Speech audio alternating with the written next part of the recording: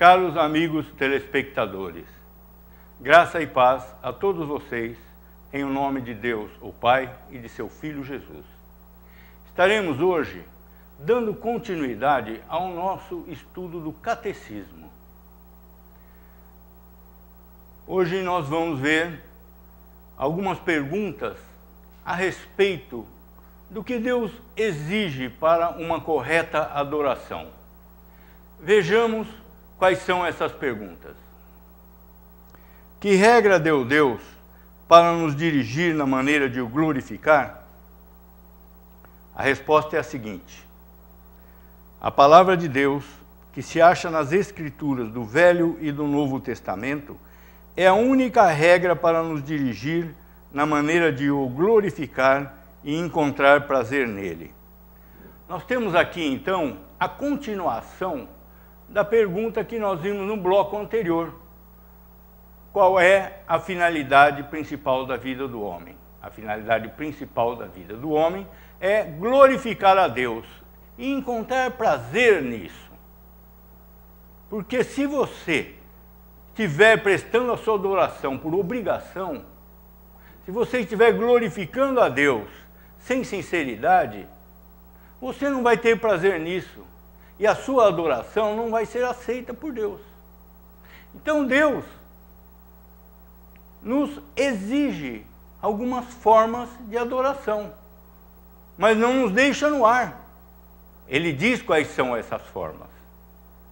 O que está escrito na palavra, no Velho e no Novo Testamento.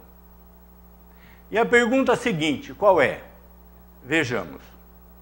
Qual é a coisa principal que as Escrituras nos ensinam? A resposta é a seguinte: a coisa principal que as Escrituras nos ensinam é o que o homem deve crer acerca de Deus. Essa é uma outra coisa na qual nós temos insistido bastante. O que o homem deve crer a respeito de Deus? Não é algo de sua imaginação, não é algo que alguém falou, não é uma sensação, não é fruto de uma experiência. O que o homem deve crer a respeito de Deus é o que está na Escritura. Vejamos o que nos diz a Bíblia. Livro de Romanos, capítulo 15, verso 4. Pois tudo quanto outrora foi escrito, para o nosso ensino foi escrito, a fim de que, pela paciência e pela consolação das Escrituras, tenhamos esperança. A Bíblia contém os preceitos gerais para a vida de toda a humanidade. Os mandamentos de Deus, nós já vimos isso também, não são válidos apenas para os crentes. Os mandamentos de Deus, eles são extensivos a toda a humanidade. A justiça e a lei de Deus são absolutas e universais. Todos se obrigam a ela, conhecendo ou não, aceitando ou não, estando de acordo ou não. Deus é o supremo legislador. Ele não depende da vontade do homem para proceder a essa legislação. Deus interveio na história da humanidade em um determinado período e separou para si um povo que ele elegeu entre todos os povos que haviam na antiguidade, o menor dos povos. Um povo que não tinha glória, não tinha história, não tinha riquezas, não tinha poder. Um povo que começou de um só homem, Abraão. Abraão vivia em tendas. Ele não tinha uma morada fixa, não tinha um palácio, não tinha uma casa. Morava em tendas, era nômade, pastor, uma hora estava aqui, outra hora estava ali. E Deus escolheu esse povo pequeno, que não conhecia Deus, que não sabia quem era Deus. Essa escolha não veio de Abraão. Abraão foi chamado por Deus. Ele nem sabia quem era esse Deus. E assim é o chamado de Deus. Deus escolhe o seu povo. O povo não escolheu a Deus. E Deus relaciona-se com esse povo que ele escolheu através de pactos. Ele fez com Adão um pacto: não comerás da árvore do conhecimento do bem e do mal. O pacto foi quebrado e a humanidade toda caiu. A Abraão, ele promete a vinda do descendente. A Isaac, ele promete a vinda do descendente, que é Jesus Cristo. Então, todos esses pactos de obras que foram feitos com Adão, com Moisés, eles só serviram para mostrar que o homem era incapaz de cumprir essa lei de Deus. Como diz o apóstolo Paulo, pelo conhecimento da lei, vem o conhecimento do pecado. A lei não foi dada para salvar ninguém, mas para trazer o conhecimento do pecado. Mas Deus, na sua misericórdia, ele muda esse pacto. Com a vinda de Cristo, o pacto de Deus finalmente se manifesta de forma clara à humanidade, como o pacto da graça, a salvação do povo escolhido por Deus, através da vida perfeita e do sacrifício vicário de Cristo. Cristo cumpriu em lugar dos seus eleitos toda a lei que Adão não havia sido capaz de cumprir. E pela sua morte sacrificial, ele propiciou a ira de Deus, adquirindo dessa forma a redenção para todos aqueles que lhe foram dados pelo Pai. E teve o seu trabalho reconhecido pela ressurreição e pela sua glorificação. Então, todos os pactos atribuídos por Deus para cumprimento do homem mostraram apenas a incapacidade do homem. Mas no pacto da graça, o Deus homem Jesus cumpre perfeitamente todos os pactos que foram estabelecidos no Velho Testamento, conquistando a redenção.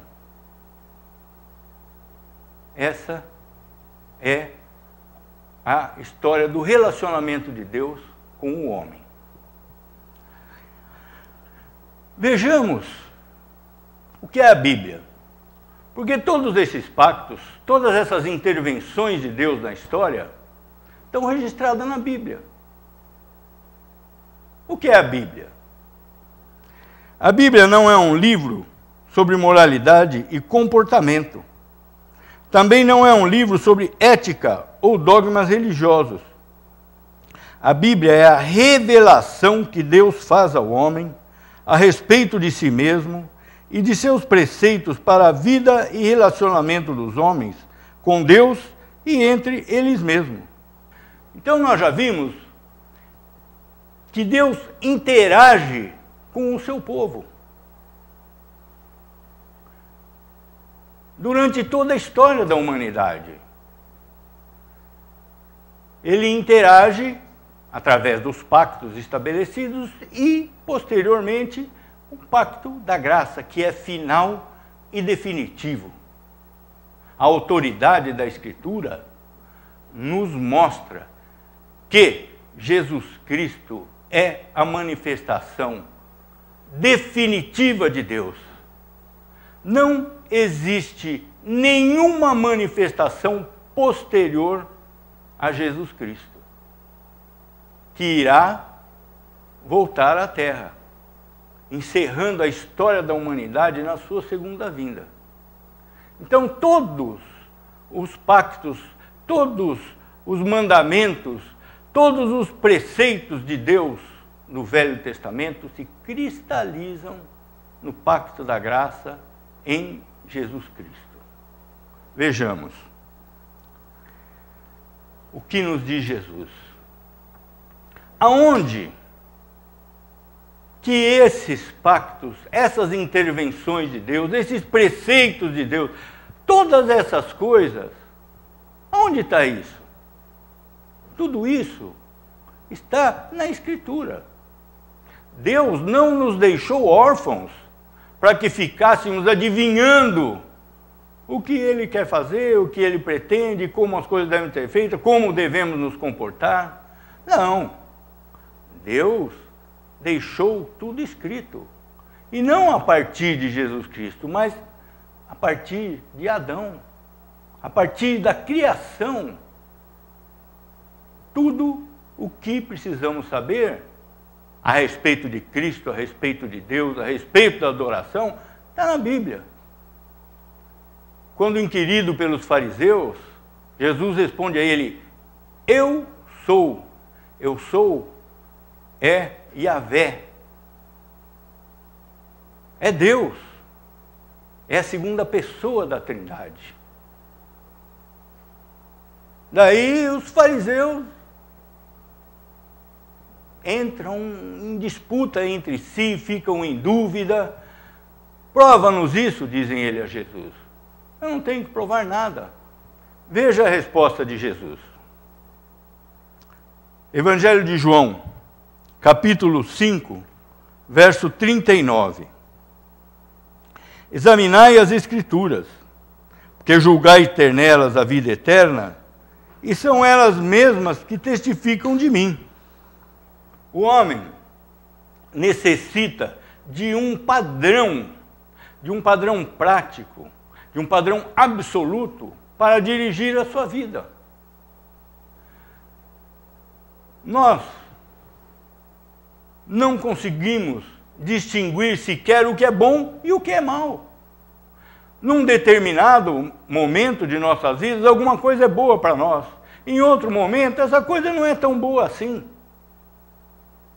Isso cresce e vai abrangendo do indivíduo para a família, da família para uma empresa, para uma cidade, para um estado, para uma nação, para toda a humanidade.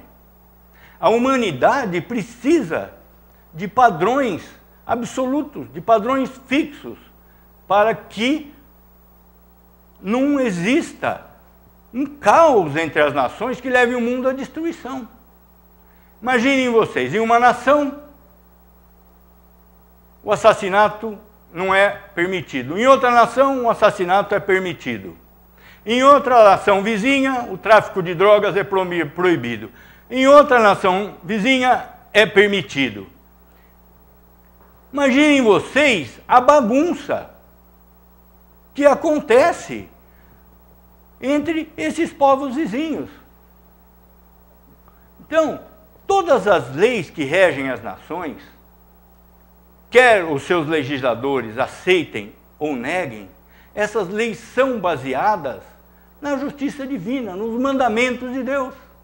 Não matarás, não roubarás, não adulterarás, não cobiçarás a casa do teu próximo, não prestarás falso testemunho. Todos esses mandamentos foram transformados em lei em todas as nações do mundo. E eles têm o mesmo fundamento, que é a lei de Deus. É isso que nós temos visto até aqui. Que a lei de Deus, ela não está restrita aos crentes, mas a toda a humanidade. Quem puder obedecer, quem conhecer, quem tiver interesse, quem procurar esse conhecimento, são pessoas queridas de Deus. Aqueles que rejeitam não foram chamados. O que não quer dizer que o homem não deva aplicar todos os seus esforços para agradar a Deus, para glorificar a Deus, para buscar o conhecimento de Deus. Nós sabemos que todas as coisas provêm de Deus. Mas nós sabemos também que cabe a nós buscar com diligência, com trabalho, com sinceridade no coração, todas essas coisas que foram preceituadas por Deus para nós, na Bíblia. Não naquilo que um fulano falou, que o ciclano acha, que o outro teve uma experiência, não. O nosso fundamento tem que ser sólido, tem que ser baseado em algo firme, em algo que não mude. Nós temos aqui na Bíblia o livro de Jó com 4.000 anos de existência, preservado perfeitamente até os nossos dias. Todo o Novo Testamento foi escrito no primeiro século da nossa era. Ele tem 2 milênios. Então é algo que não muda. E que não vai mudar nunca, porque Deus é imutável. A palavra de Deus é imutável. E essa é a lógica que Deus nos exige na sua adoração. Vejamos. Livro de Levítico, capítulo 18, verso 4. Fareis segundo os meus juízos, e os meus estatutos guardareis, para andardes neles. Eu sou o Senhor, vosso Deus. Fareis segundo os meus juízos. É o que está escrito. Toda a Escritura, ela foi diretamente inspirada por Deus.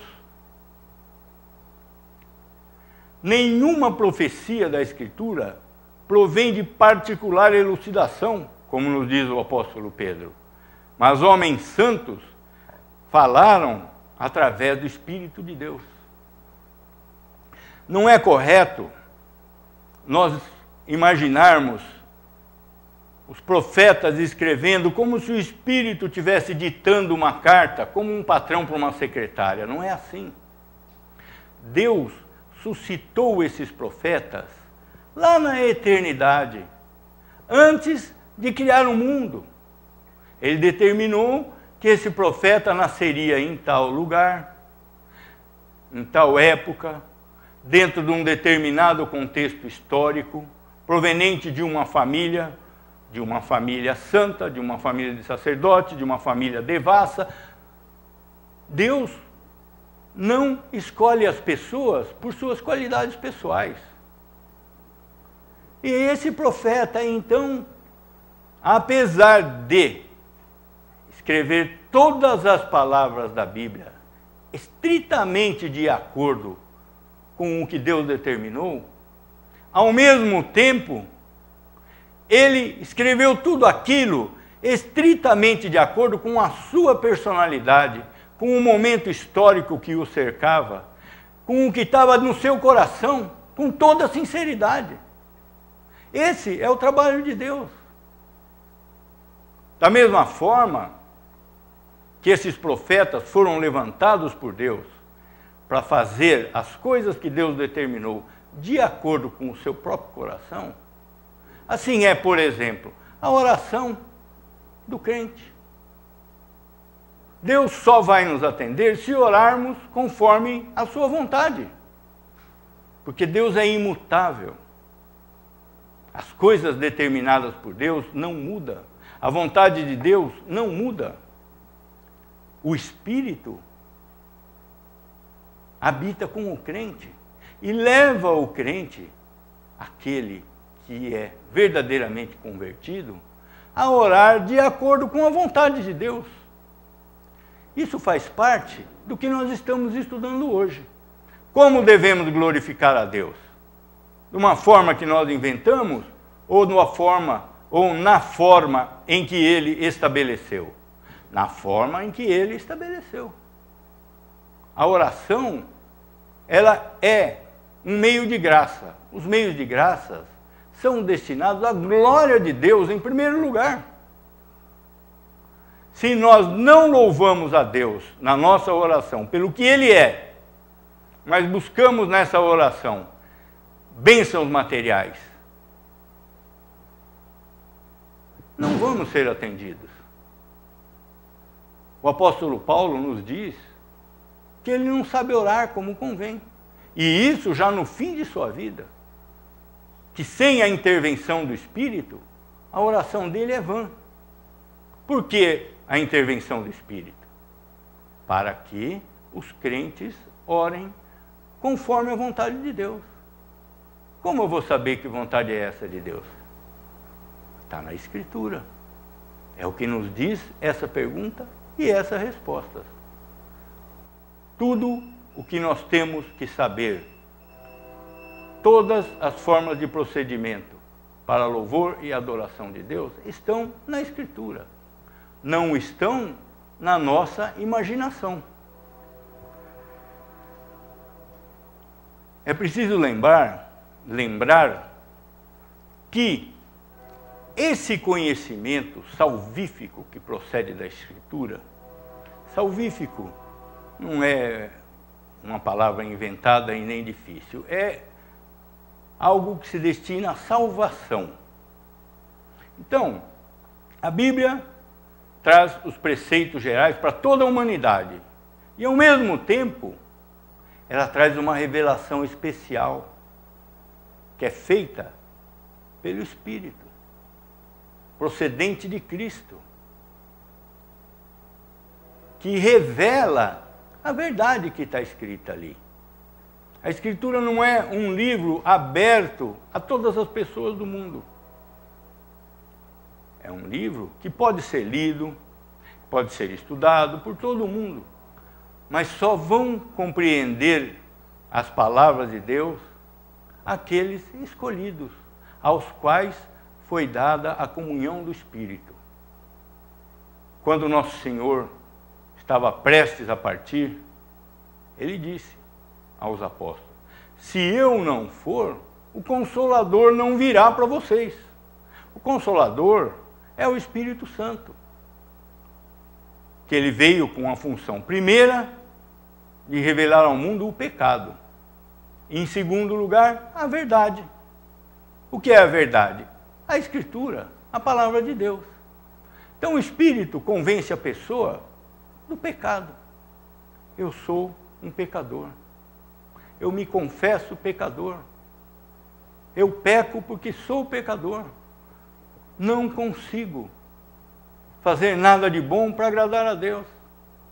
Pela queda de Adão, meu espírito, minha natureza estão corrompidos. Eu preciso de Cristo. Eu preciso da comunhão do Espírito. Eu preciso me orientar pela Escritura. É isso que está dito. O que é o Evangelho? Vamos começar por um aspecto negativo. O que não é o Evangelho? O Evangelho não é nada que o homem possa de si fazer, colaborar, aceitar, qualquer coisa que provenha do homem.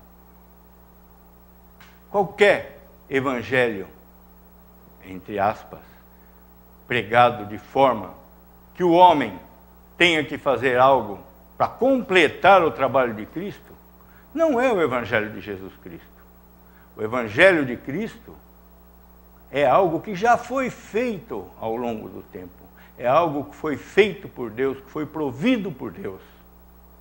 O Pai escolheu os seus filhos, o Filho providenciou a redenção e o Espírito aplica essa redenção naquelas pessoas escolhidas, que desta forma são salvas segura e eternamente. Jamais perderão a salvação, porque proveio de Deus, não proveio do homem. E a autoridade da Escritura? Nós temos falado que a Escritura é a norma de vida do crente. E a Constituição, e as leis civis, e o relacionamento familiar, empresarial, como fica isso? Todas estas coisas, para o cristão, estão debaixo da autoridade da Escritura. A Escritura é a lei maior para o crente. Todo o resto tem que estar debaixo do crivo da Escritura.